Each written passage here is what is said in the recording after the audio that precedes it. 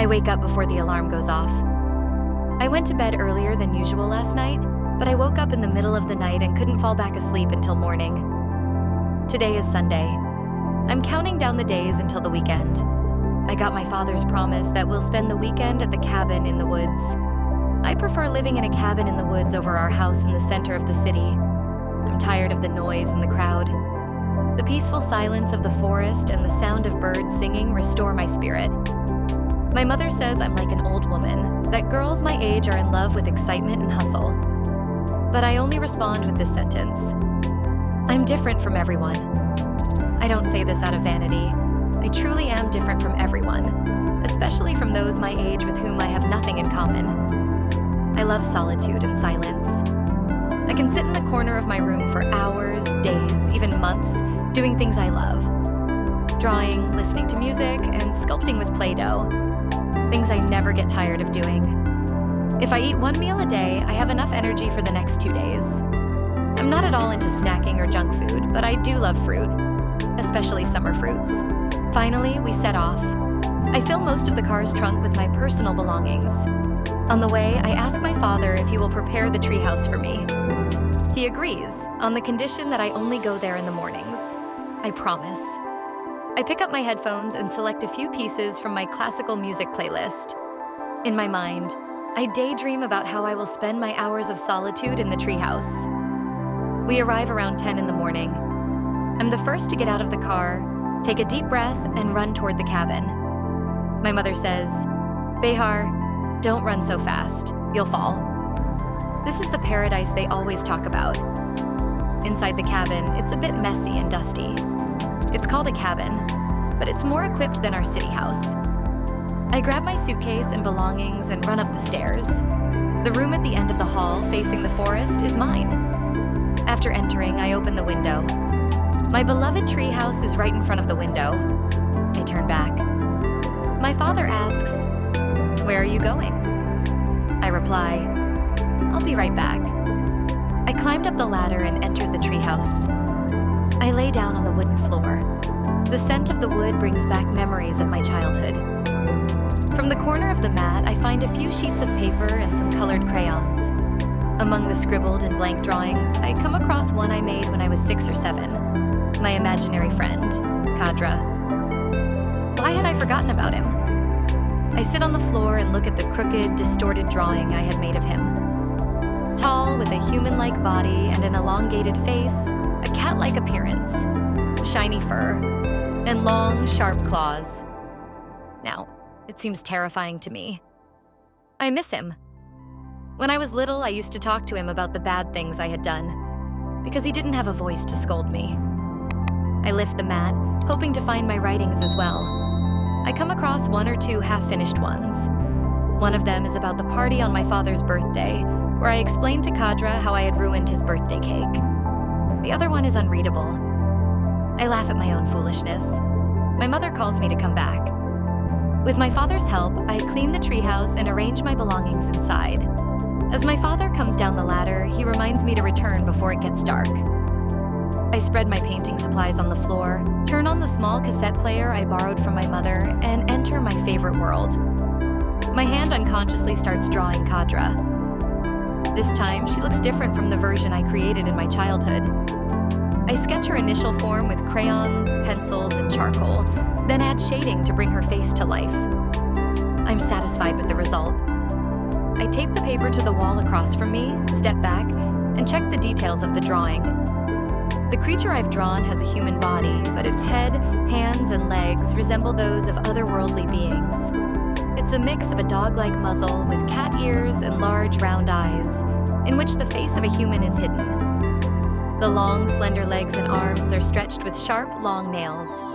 At first glance, it may seem a bit scary and unusual, but in reality, it's not frightening. My father wakes me up. He asks, "Why are you sleeping here? Come downstairs, dinner is ready." Feeling sluggish and tired, I sit down at the dinner table. My mother grumbles, asking why I spent so many hours in the treehouse.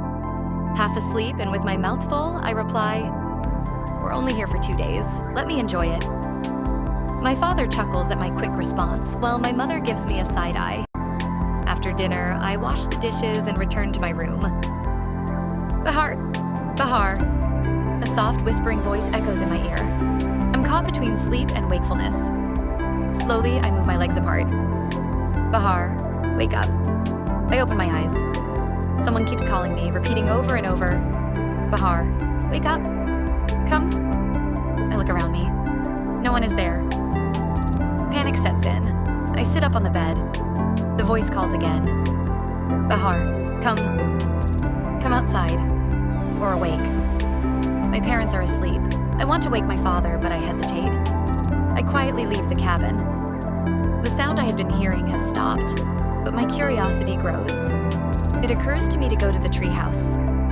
As I climb the ladder, the flashlight I had left there turns on. I want to scream, but my tongue feels frozen. I gather all my courage and repeat to myself, Behar, don't be afraid. Be brave. I cautiously look around inside the treehouse. No one is there. I enter, pick up the flashlight, and look around. The lamp is burnt out, and the flashlight's light isn't enough. If you need any further adjustments or tweaks, feel free to ask. I sit on the ground, overwhelmed by fear and terror. I want to turn back, but I'm too scared to move. If I sleep here, I'll have to wake up before my parents.